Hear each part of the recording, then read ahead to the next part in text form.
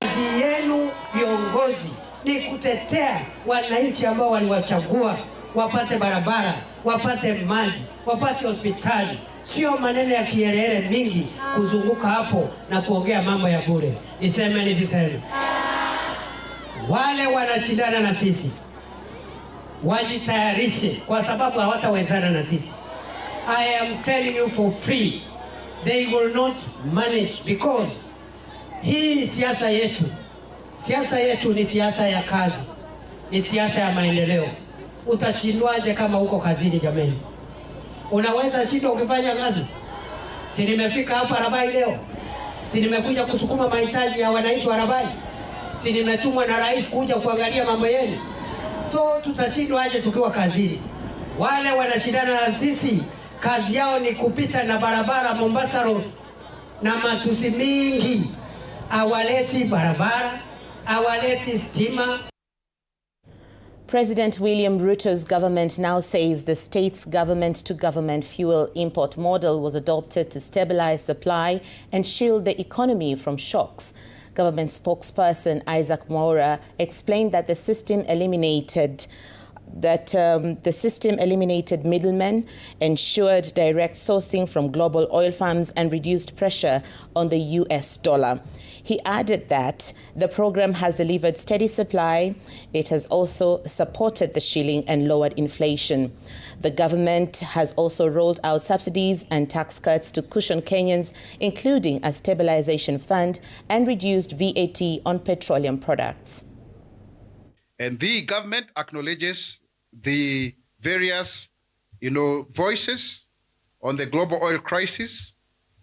And we can see some people are trying to discredit the government efforts to maintain a steady flow of oil supply in Kenya. It is important to remind Kenyans that the Fifth administration took office in 2022. The country faced acute fuel shortage, severe price volatility, and a shortage of foreign exchange reserves, particularly the US dollars. It was in response to these challenges that the government-to-government G2G program was established. Previously, spot buying dominated the market, with some oil marketers creating artificial damages, forcing purchasing of offshore on waiting vessels. These damages were as a result of the shortages that were created and they affected the economy. This shortage of dollars from imports also could not be predictable because it depended on who is selling what, how, and why.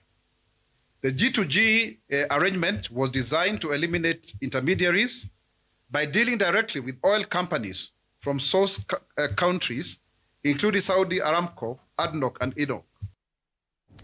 A new women's movement dubbed the Two-Term Brigade has been launched in Nairobi to champion President William Ruto's re-election by showcasing the Kenya Kwanza administration's achievement across all 85 city wards. The brigade, led by patron Liz Waithera, consists of young mothers and beneficiaries of government programs who aim to counter opposition misinformation through grassroots mobilization. During a meeting with the UDA Secretary General Hassan Omar, the group pledged to promote non-tribal politics and expand their recruitment drive nationwide to ensure the president's transformative agenda reaches every corner of the country. Two-Term Brigade ni young mothers, Gen Z madem na wamama ambao wameshikana kwa lengo ya kuelezea Wakenya scorecard yako, ile kazi ambayo umefanyia Wakenya. Yes. Na tumeanza already na tunaelekea nationally. Next month tuko Home of Untold, tunaenda Murang'a, tunaenda Kiambu, tunaenda Nyeri. Tunataka watu wote wajue kazi ambayo rais wetu anafanya.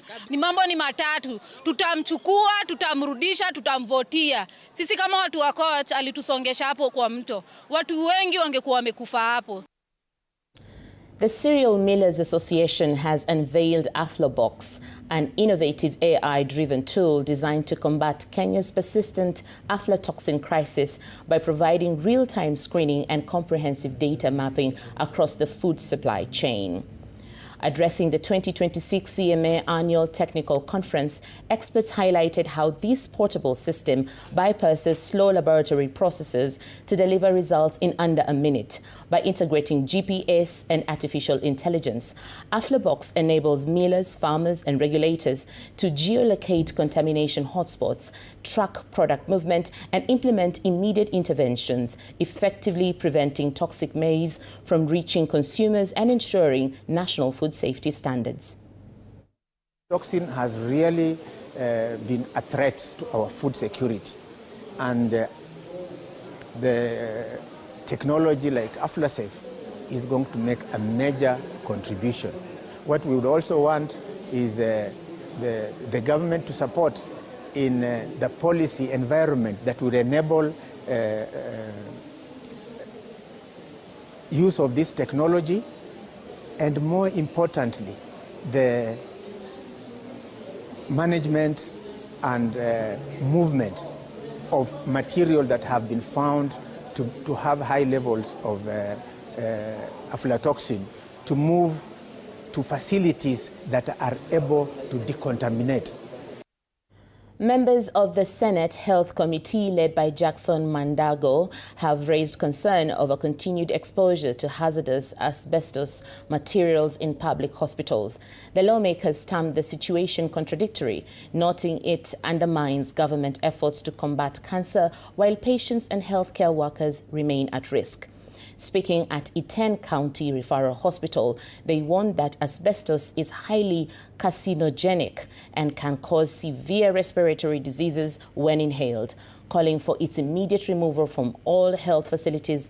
Meanwhile, the committee has proposed the construction of police morgues in public morgues in every county to address congestion in public mortuaries and improve the handling of unclaimed bodies. The senators emphasized that the move would enhance efficiency in forensic services and ease pressure on existing health infrastructure. The other notable thing that we have noted, not unique to Iten County Referral Hospital and other facilities, are the presence of asbestos roofs in a majority of our facilities in the country. We are going to sit as a committee together with Minister of Health and make a recommendation that the ministry considers putting a conditional grant to remove all the asbestos once and for all and dispose from all the hospital facilities, because we cannot say it, we are fighting cancer and we are keeping cancer-causing agents within our facilities. So it's a matter that we cannot say we shall be addressing in bits and bits and bits. As time goes, more people are being affected. So I think that there are things we are saying. The ministry can take responsibility in collaboration with counties and make sure that that is sorted once and for all. In other news, a South African court has sentenced opposition leader Julius Malema to 5 years in prison for firing a rifle into the air during a rally 8 years ago.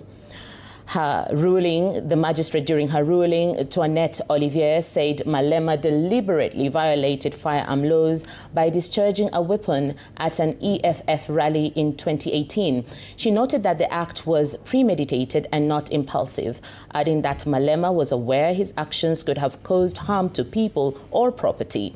However, the defense maintained that the shots were purely celebratory. The state had sought the maximum 15-year sentence for Malema, who was found guilty in October. EFF party supporters have threatened protests should their leader be jailed. Following the sentence, Malema risks losing his parliamentary seat pending the outcome of an appeal.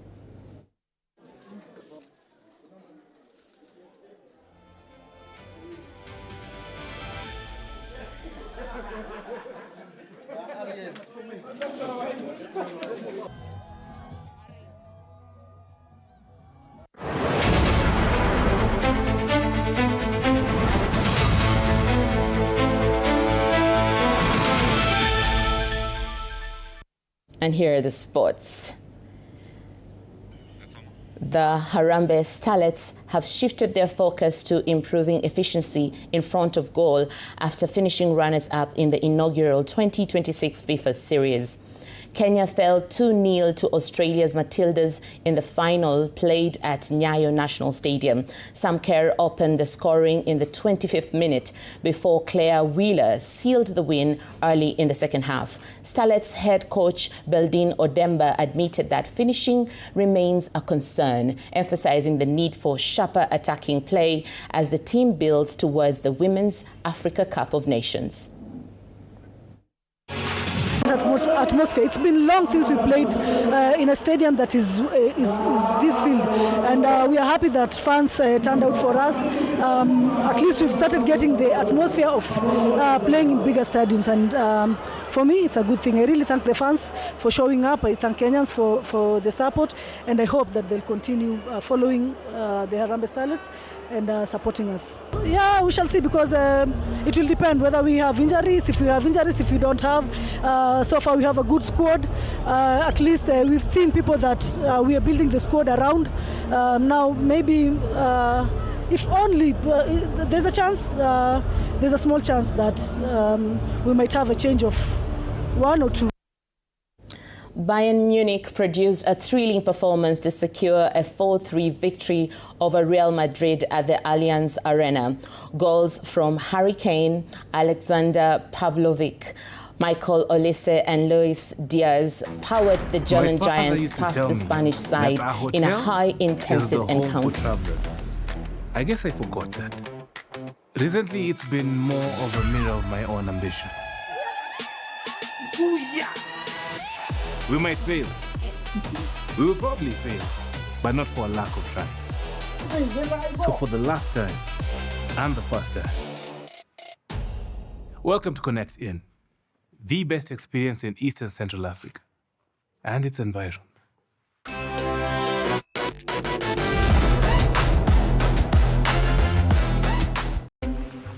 This is a very serious place. I see that. Surely. Hey, Nyumba. This is the place. Just for a few days. Rule number 2. Kwani Google inajua maisha yangu wewe? That's my seat.